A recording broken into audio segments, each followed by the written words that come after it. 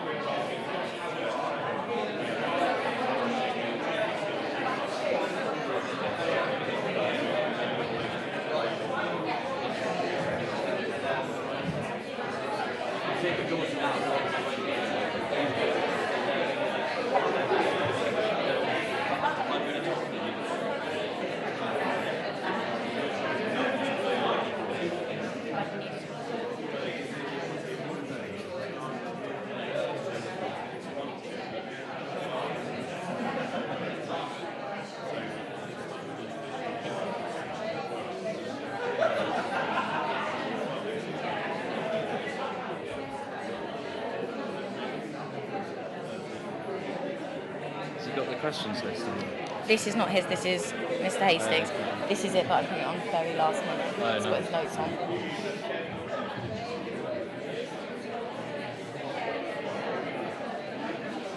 Good.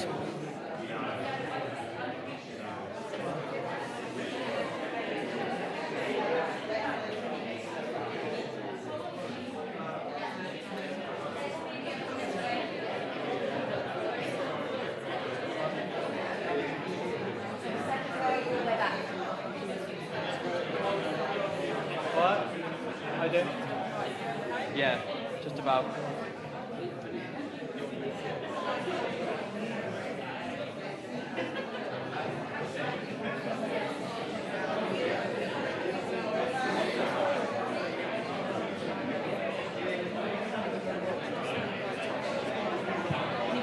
Yeah, then we need chairs.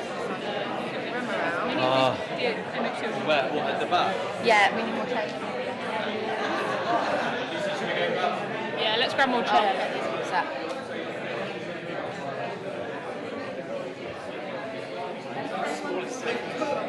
The postcode on the back, and yet still telling us.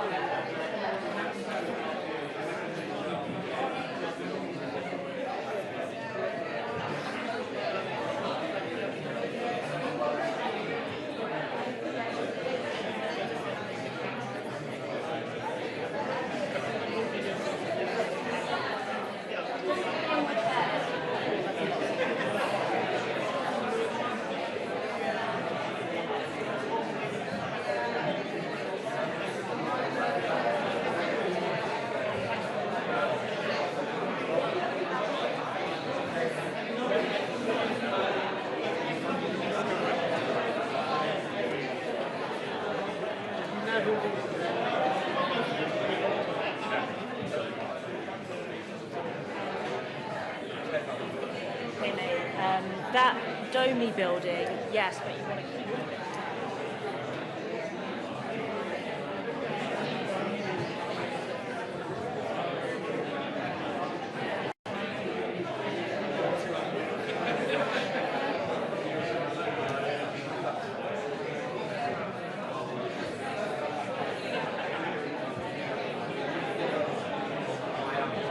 Excuse me, please.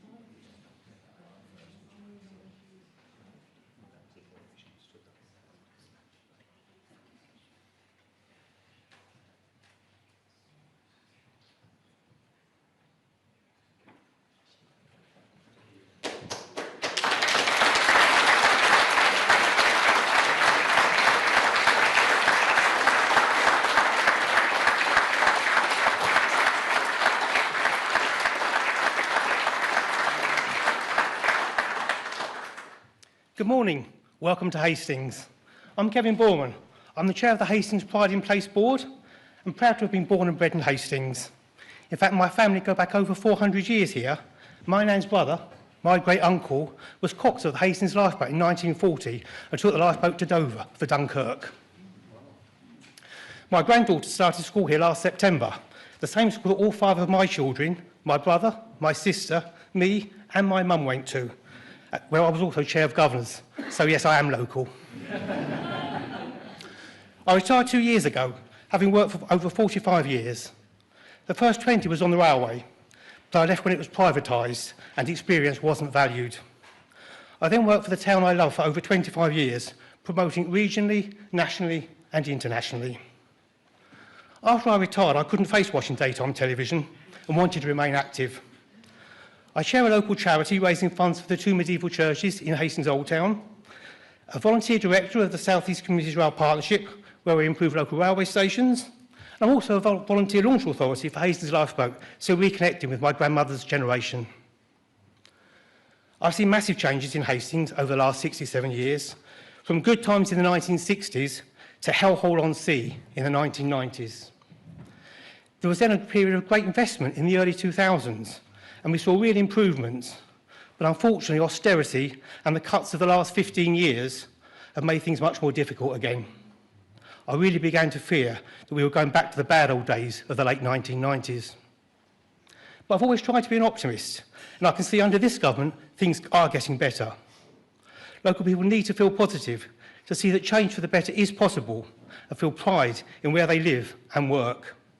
Small changes can have a big impact on people's lives, and the government's Pride in Place funding for Hastings gives us the opportunity to make things better, to give local people hope for where they live and hope for the future.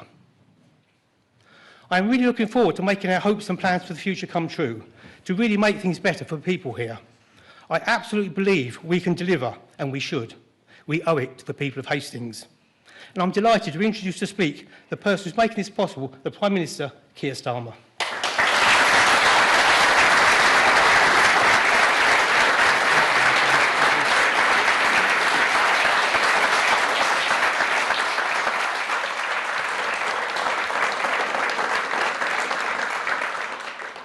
Thank you, Kevin. I want to begin by addressing some of the issues around the Mandelson case. I entered politics later in life. I did so after a career in the criminal justice system, including as Director of Public Prosecutions. I entered politics not for personal gain, not for status, and not to live a life detached from the reality that most people face. I entered politics because I wanted to change our country for the better, to make it fairer, safer, more secure. And I still believe that most people who serve in public life, whether as civil servants or elected politicians, do so for the same reason, because they believe in service, because they believe in duty, because they believe in the public good. But that is not why some people do it. And that is not why Mandelson did it. And that sense of duty only matters if the standards of public life are upheld. And in recent days, serious allegations and serious evidence has emerged concerning Mandelson's conduct, including his relationship with Epstein, a convicted sex offender. It had been publicly known for some time that Mandelson knew Epstein, but none of us knew the depth and the darkness of that relationship. What has come to light has raised serious questions. Information that was not known at the time of his appointment.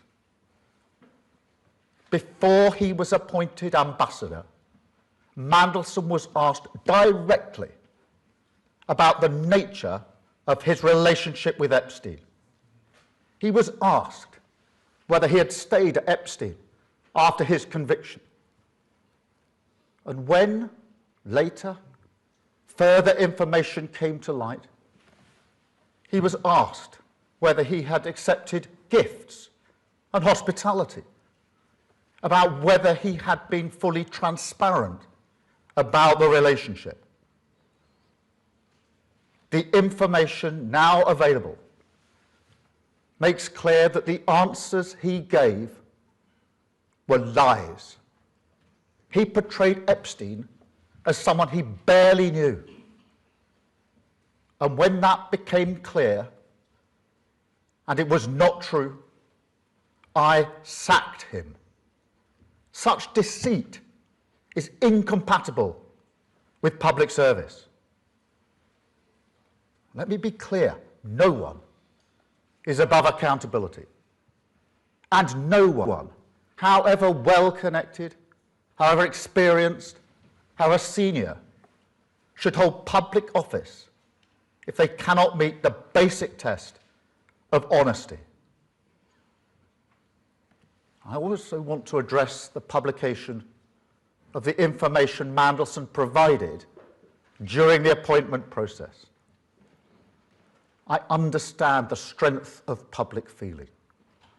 I share the anger that people feel when powerful individuals appear to escape scrutiny. And I want to be able to release those documents as quickly as possible. I wanted to release them yesterday, in fact, and to talk about them at Prime Minister's questions. But the police have advised that releasing certain information now could risk prejudicing a future investigation or legal process. And however frustrating from my personal point of view that is, and it is, I will not take any step, however politically tempting, however popular, that risks justice for victims. Because this is not and must never become a political game. The victims of Epstein have lived with trauma that most of us can barely comprehend. And they've had to relive it again and again. They have seen accountability delayed and too often denied. To them, I want to say this. I am sorry. Sorry for what was done to you. Sorry that so many people with power failed you. Sorry for having believed Mandelson's lies and appointed him. And sorry that even now you're forced to watch this story unfold in public once again. But I also want to say this.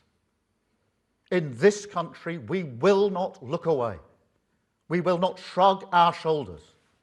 And we will not allow the powerful to treat justice as optional. We will pursue the truth. We will uphold the integrity of public life. And we will do everything within our power and in the interests of justice to ensure accountability is delivered. That is what the public expects. That is what the victims deserve. And it is what I will do.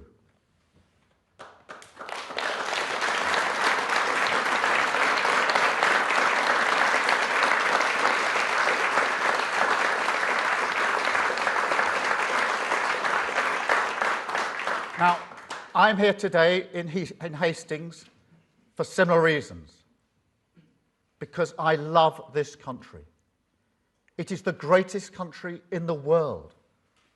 The progress and prosperity I've seen throughout my life, the journey that I've been on personally, from a working class background to this, I owe everything to this country and its values.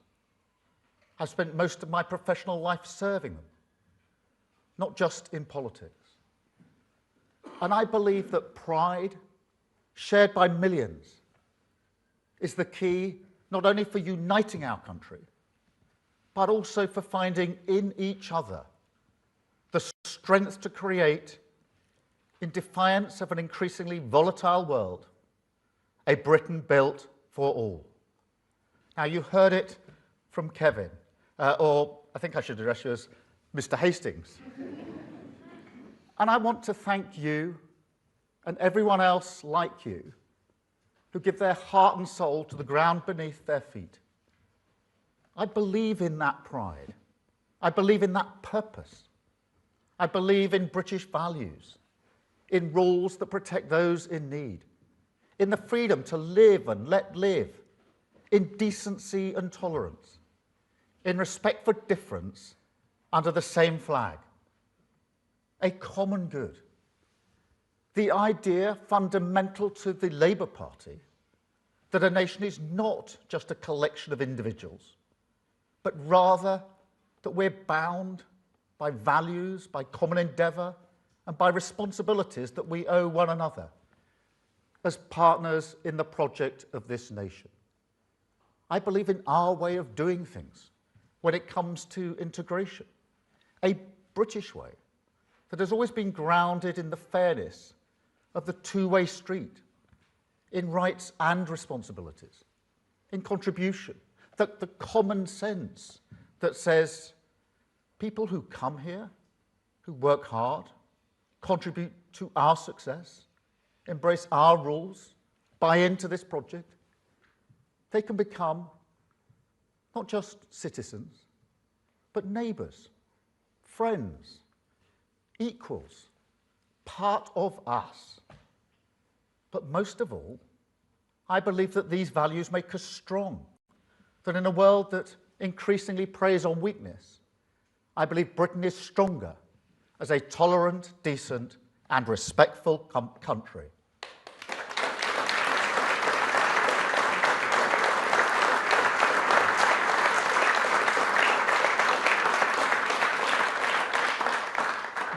But we must be honest, because while I will always believe in these values, we cannot be blind to the reality that in recent years their practice has often become poor, and that when it comes to our shared responsibilities, we've taken our eye off the ball, and that our social contract is currently nowhere near strong enough to weather the storms of this world, because it's been undermined by political neglect, the scorched earth of Tory austerity, high streets, libraries, youth clubs, the places that shape a life, that bring different people together, that create the bonds of memory and pride in so many towns.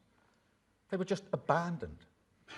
Until you see now, sometimes from the very same people, a politics that has no interest in rebuilding any of that, only in exploiting the social scars.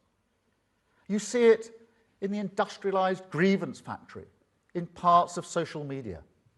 Miserable video after miserable video, telling you that entire cities and towns, the great communities of this country, are wastelands, no-go zones. And worse, selling the lie, defied every day by millions of people in this country, that people who look different cannot really live together. I reject that completely.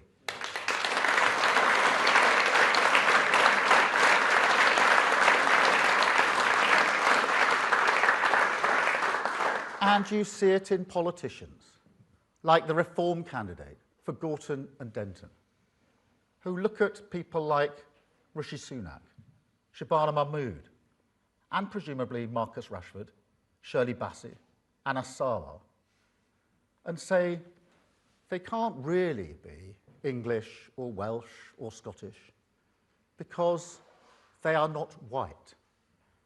An affront to British values as I see them. And I tell you, as long as I've got breath in my body, I will always fight against that politics.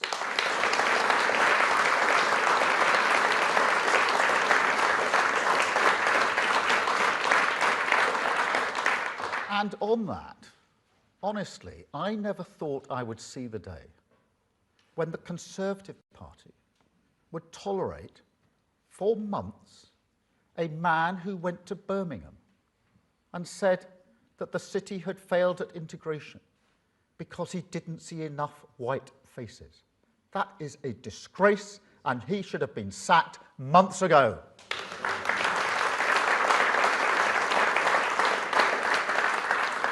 But look, it's not just the right.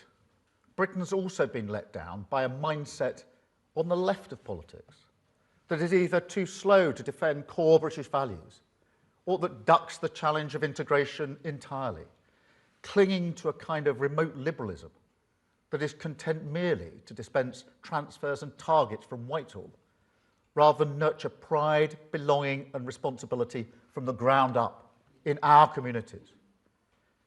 You know, the Labour Party is the institution that stood with working class communities in cities like Glasgow and Liverpool, and door by door, street by street, turned a politics shaped by grievance and religious sectarianism into one of national renewal.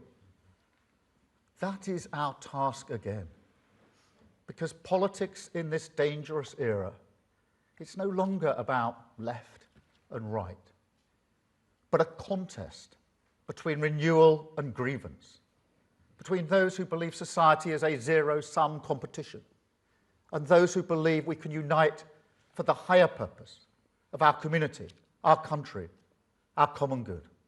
This government chooses the path of unity because that is the only way we can change Britain, the only way we can take control of our future, stand up to the world and walk forward together. And mark my words, it is a vital task. Enemies of Britain are active in this country trying to destabilise us. And so a strong society is imperative, not just on its own terms, but also for national security. To put it more bluntly, any country that cannot keep its high streets alive, its bills down, and its people feeling respected will struggle to meet the test of our times. So we must strengthen our society because it's vital for the future of this country. Now, it starts with the economy. That's fundamental. If we're going to defeat the politics of grievance, we must tackle the cost of living crisis, and we must raise living standards, not just in a few cities or regions, but across the entire country. And it's not hard to understand why. If you're simply battling through the days, it's hard to look forward with hope, let alone find the strength in each other. And so, all the decisions we took at the budget, getting inflation down, freezing rail fares, freezing fuel duty, slashing the cost of childcare for working parents, supporting people with their energy bills, but also investing in every community in this country, backing a proper industrial policy, raising the national minimum wage, that is all the absolute foundation of a strong society, essential for restoring hope in Britain. Second, we need to reform the state so that it recognises contribution as the common sense basis for integration, most of all on migration. Now, I know that migration is bound up with who we are. Of course it is. It's fundamental for the stories people tell about themselves, their family, their history and relationships. And I will never denigrate the contribution migrants make to our society and our story. Quite the opposite. And yet, it seems obvious to me that failures in Britain's migration system under the Tories were so shocking that they weakened trust in politics, faith in democracy to deliver what people vote for, and now, exploited by politicians of grievance, support the idea that diverse people can ever truly come together. Now, I reject that politics with every fibre in my being. But if you're serious about bringing this country together, you cannot ignore this issue. And so, yes, our reforms on migration are about taking control of our borders, but they're also about contribution. I mean, go back to Windrush, which is such an important moment in our national story. The people who came here, they weren't victims, they weren't vulnerable. Britain didn't invite them here as an act of compassion. That is liberal vanity. No, they came here because Britain needed them, because they wanted to come. And Britain wanted them to make a contribution. And they did. They helped rebuild this country. Now, I think there's far more dignity in that story, the real story, than in this kind of fairy tale of Britain's charity. There's a mutual respect in it, a fairness grounded in contribution that I believe has always been the basis of trust in migration policy for the vast majority of people in this country. And so our reforms to migration, they will boost integration, they will restore trust, and they will help return us to a situation where the migration policy cannot be exploited by people who think that whiteness is the same thing as Britishness. And third, we need to be more vigilant in asserting British values and call out those who want to divide us, whoever they are.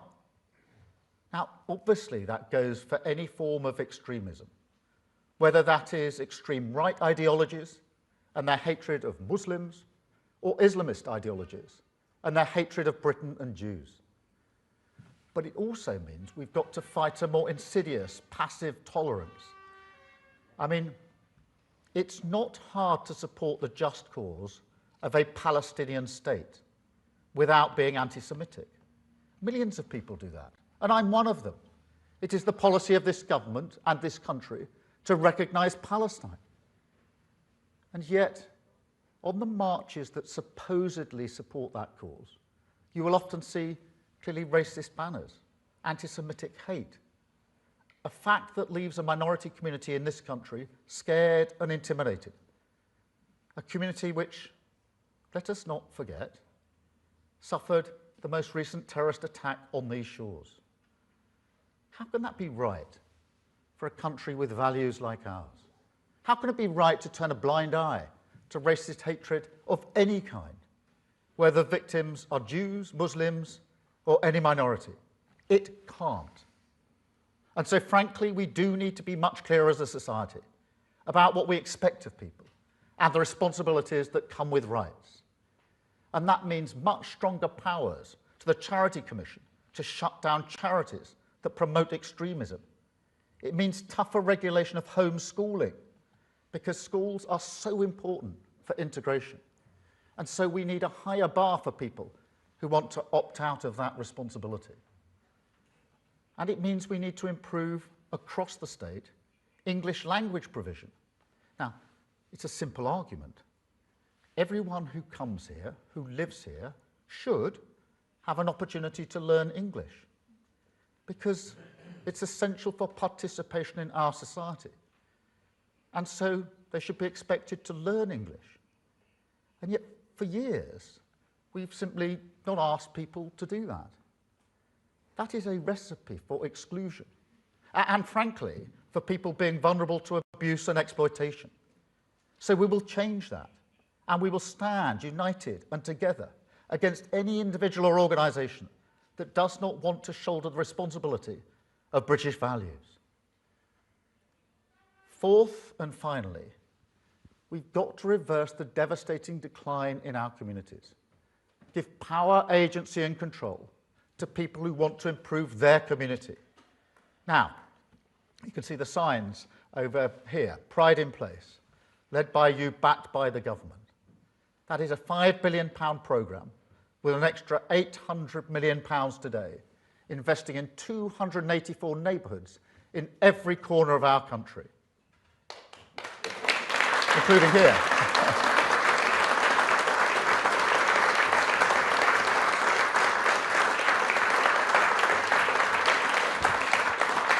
Because pride is the social glue the force that holds together a community and a country. And yet, there's a paradox. This is the country where local identities, down to the village level, burn more fiercely than any other, where accents can change over a very small distance, where you get, amongst other things, a football league pyramid of 92 teams, 92 identities, 92 passions, and countless local rivalries. That's unique. We're a country of 4 nations, distinct and proud, where, as this weekend's rugby will show, tribal rivalry is part of who we are. And yet 4 nations who time and again run through the fire together, a country forged by the solidarity of working people. But this is also a country, and this is certainly for England, where the state is one of the most centralised in the world, and where all that ferocious pride is completely ignored by politics. Take a man some of you know, Bernard Stonestreet, who I think is here. Where's Bernard? Bernard, very good to see you here. 24 years of service in the Royal Marines, I believe. Tours of the Far East, the Middle East, Europe, and Northern Ireland. Now, for many of us, that may seem enough service, but not for Bernard, because Bernard works tirelessly for Sussex, Hastings, the ground beneath your feet. He's opened a centre for veterans, where they can come and get support for mental health advice, particularly from people who've been there. He's opened a veterans cafe too, and he's looking to help homeless veterans as well. Thank you, Bernard.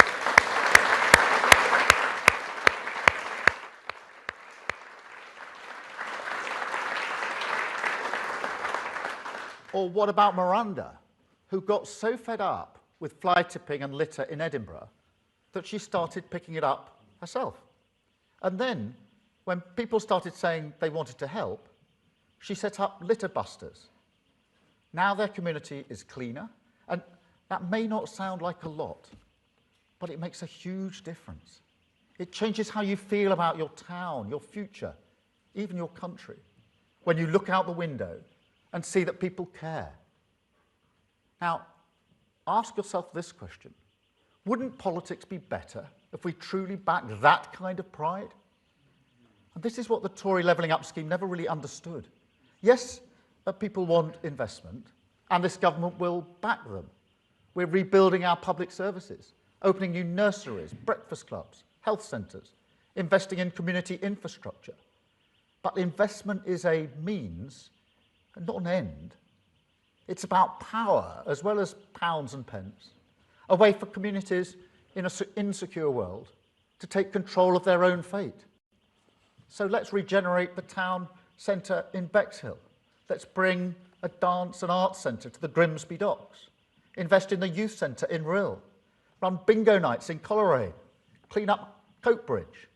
Create better sports facilities right here in Hastings. But most of all, let's do it together. Because I've always believed that people with skin in the game make better decisions about their community and their future. And so that is what we will do. A programme that backs people to change what matters to them. The very definition of a two-way street. A partnership of pride. That is how the state should work. And with my government, it will. Because I tell you, if you want to know where hope lives in Britain, it's in our communities. That is where people come together. It is where you will find our common good. And that is where we will discover once again the courage in each other. Communities backed by the state, fired up by pride, taking responsibility for the renewal of this great nation. So, whatever your politics, if you're proud of your community, join us. Because this is a cause that will give you control over your future, strengthen us on the world stage, create a Britain truly built for all, and show, in defiance of the politics of grievance, that we can walk forward together. Thank you very much indeed. Thank you.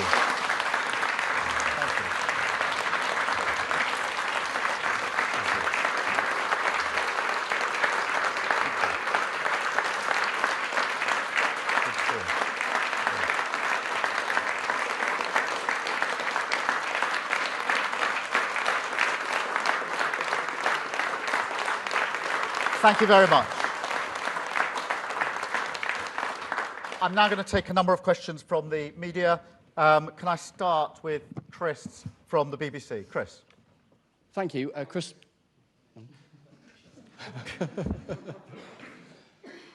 Thank you, Chris Mason, BBC News. Prime Minister, why was it that a man who had already twice resigned from government and, crucially, had a publicly known ongoing friendship with a convicted paedophile was appointed by you as ambassador to Washington? And given all of this, what do you say to those in the country and those in your own party who say, frankly, that you have run out of steam? Well, Chris, let me just address that head on and perhaps clarify something I said at Prime Minister's Questions yesterday about the relationship between Mandelson and Epstein. Because what I meant was it has been known publicly for some time that they knew each other. And that is precisely why, when we were going through the appointment process for the ambassador role, we asked questions about the nature and extent of that relationship. And what I didn't say yesterday, partly inhibited by the approach of the police, is that that is precisely why those questions were asked. Questions about the nature and extent of the relationship, whether Mandelson had stayed, as was suggested, at Epstein's premises. And the answers given to those questions were intentionally intended to create the impression that Mandelson barely knew Epstein, deliberately to create that impression. I had no reason at that stage to think that was anything other than the truth, and therefore we proceeded. What I learned in September was that it was not the truth, when further emails came to light, I think Bloomberg. And having asked some further questions, including questions about whether Mandelson received gifts and benefits and hospitality, and the nature of the relationship, I sacked Mandelson from the role. Now, I regret making the decision to have appointed him in the first place. Had I known at the time what I know now, or knew in September, I'd have never done it. And that's why today I've apologised for the fact that I appointed him in the first place and I believed his lies. Thank you very much, Chris. And look, we're moving forward as a country. Today, you've just heard the speech about Pride in Place, one of the most important projects that we're running, that will put money in communities right across the country. And that is the driving purpose of this government, changing lives for the better, focusing on Pride in Place, where people live in their own communities, and making sure we're utterly focused on the cost of living. Thank you, Chris. Beth, can I come to you? Thank you. Thank you, Prime Minister. Prime Minister, we can all hear your anger, your regret, and most importantly, your apology to victims of Epstein for appointing Mandelson as your US ambassador. But look, whatever he said or didn't say, it has proved a catastrophic error of your judgment to put him back into your government. Some of your MPs believe you must take responsibility for this in order to restore trust in politics amongst the public. And some are saying publicly now that you should stand down because your positions become untenable. Why are they wrong? Thank you. Well, Beth, as I've said a number of times, I regret the decision to appoint Mandelson as ambassador.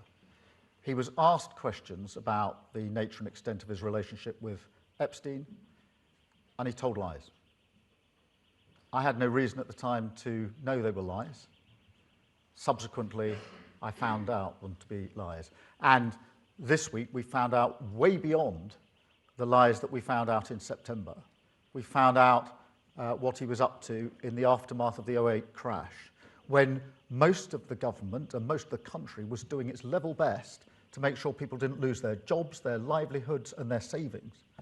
And at that time, he chose to disclose sensitive secrets to Epstein, almost simultaneously as receiving them.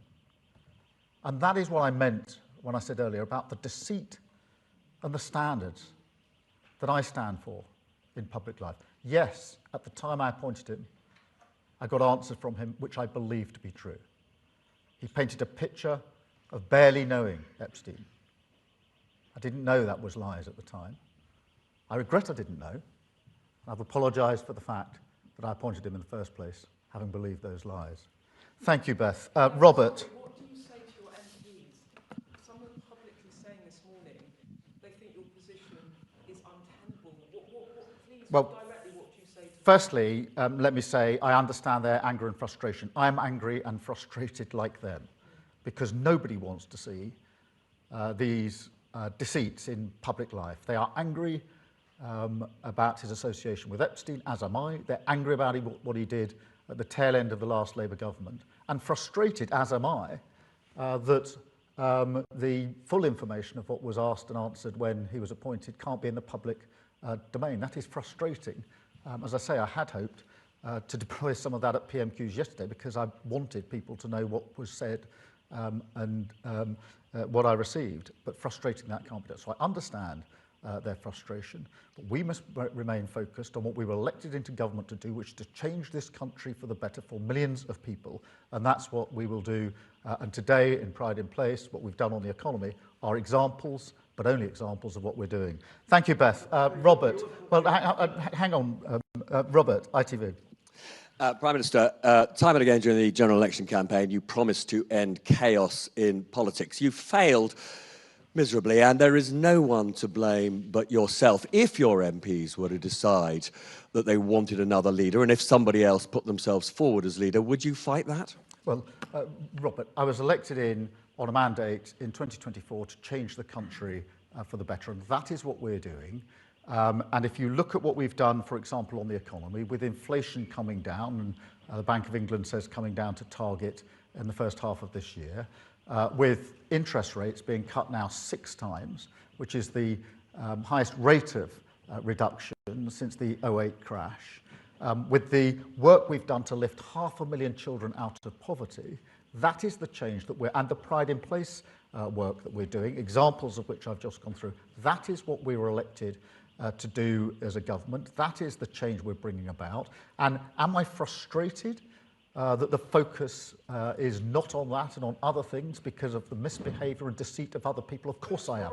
But of course I am. I understand that. But I was lied to. I was lied to. Deceit. Now, am I frustrated and angry that the good work we're doing gets out of focus because of that, and that tomorrow's front pages are unlikely to be about the Pride in Place project? Of course I am. Of course I'm angry and frustrated about that. But that is the work, that is the change that will affect millions of lives, and I will remain focused on it. LB, will you just...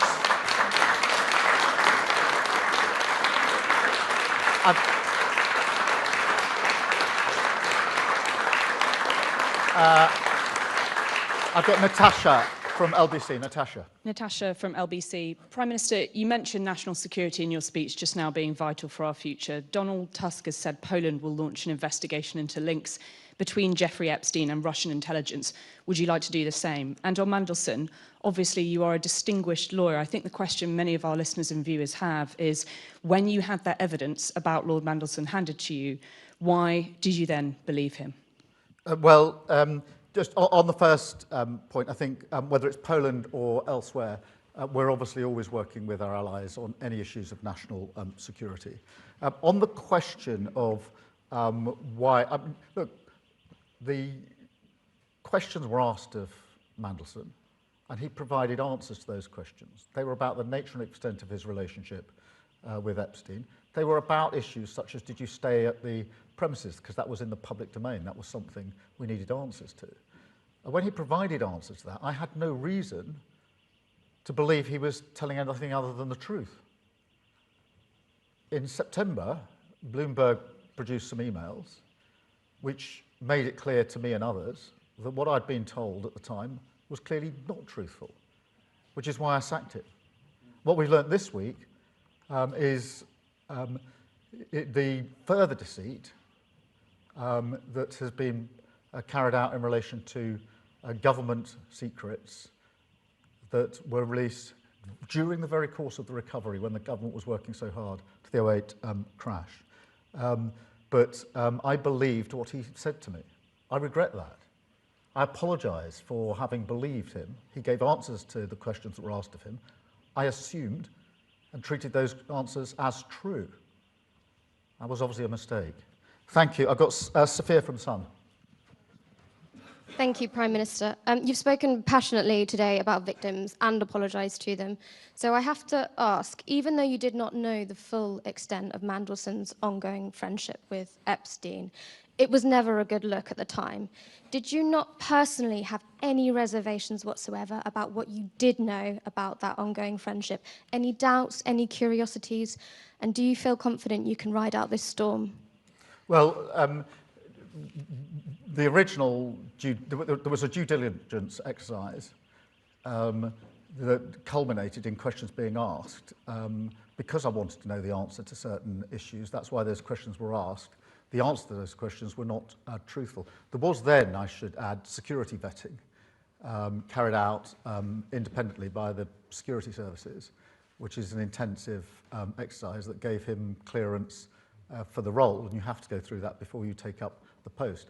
Clearly, both the due diligence and the security vetting need to be looked at again. I've already strengthened the due process. I think we need to look at the security vetting because it now transpires that what was being said was not true, and had I known then what I know now, I'd never have appointed him in the first place. In relation to your question, I was elected in with this Labour government to bring about change for millions of people. That's what I intend to do. The examples today are only examples of the pride in place. That makes a massive difference to so many communities, and it's not just a question of the money we're putting into communities, it's the power we're giving to them to make the choice over what the money is used for, which is vitally important. And the work we're doing on the economy to stabilise it, which is what we've done, will be to the huge benefit of millions of people across the country. Can I have Dave from the Mirror, please? Dave. Dave back from Mirror. Could I just clarify on the basis of what you said today and what you said yesterday? What was your understanding of what the relationship between Mandelson and Epstein was? I mean, were you under the impression then that he had completely broken off contacts, friendship at the point of conviction? And at the point you knew that there had been a relationship in the past, you knew that this was potentially a very dangerous situation that could come back to haunt you. Did you, as it were, make a deal with the devil that you knew that this could be damaging, but at the same time, Donald Trump is equally sort of impacted by this? No, the questions were precisely to get to that question of what was the nature and extent of the relationship, and then details about places he may have stayed. And the picture painted, the impression deliberately given by the information that was provided and the information that wasn't provided. So the information that was provided and that which wasn't was deliberately intended by Mandelson to make my team believe that he barely knew Epstein. That's the picture he painted. That was a lie. But that's the lie that he painted, and that's the basis on which we made our decision. Can I have Kieran from The Guardian? Thank you, Prime Minister. Kieran Stacey from The Guardian. Prime Minister, I wanted to read out some of the things that Labour MPs have told us in the last 24 hours about you. One told us, I'm personally not sure I could trust myself to back the Prime Minister in a confidence vote. Another said, it's like Chris Pincher on steroids, it's over. Another said, this government is on the run. One former minister said, it's time for a fresh start, the sooner the better. Isn't the real lesson from yesterday that you can no longer command the majority in the Commons? And if so, isn't your authority fatally undermined? Well, look, I understand the anger and frustration amongst Labour MPs about what has happened, the deceit, both in the appointment of Mandelson as ambassador and what happened at the tail end of the last Labour government. I actually share that anger and frustration. It was palpable yesterday. I'm not surprised. As I said, most people come into public life to serve the common good, actually whichever political party they're in. And we may have different approaches, different politics, different ideologies, but the vast majority of people come into public life to do their best to improve their communities, to improve their country. And so when people who've been elected into power with that mindset find out that somebody else who's held a position of power does not share that mindset, has undermined it. They're angry and frustrated, not just at the deceit and the lies in the individual cases, but because they know it undermines what they stand for, the politics that they believe in. Now, I understand that, but we are changing this country for the better. We had 14 long years of failure under the Tory government, and we're correcting that. We've stabilised the economy, we've put a huge amount of investment into our public services, and we're rebuilding our communities. And I intend to go on doing that vital work for our country because I believe it is the absolute focus and the first importance for this government. I've got Hugo from the Eye. Thank you, Prime Minister. Hugo Jai from the Eye paper. You've talked today about what you see as some of the successes of your government, including the Pride in Place programme. You've also issued a warning about the prospect of a reform or conservative government, which you say would undermine national cohesion. Is your message to your own MPs who are now sceptical about your leadership that removing you would destroy the work your government's done and make a reform-led government more likely? My message is that every minute we spend talking about anything other than the cost of living, Pride in Place, how we stabilise our economy, and how we make the massive argument that we need to make, the argument of our time, that we must unite this country, understand that to be British is to be tolerant, reasonable, compassionate and diverse, and fight for it against the toxic division of reform. Every minute we spend not talking and focusing on that is an absolute minute wasted. Thank you very much indeed. Thank you all.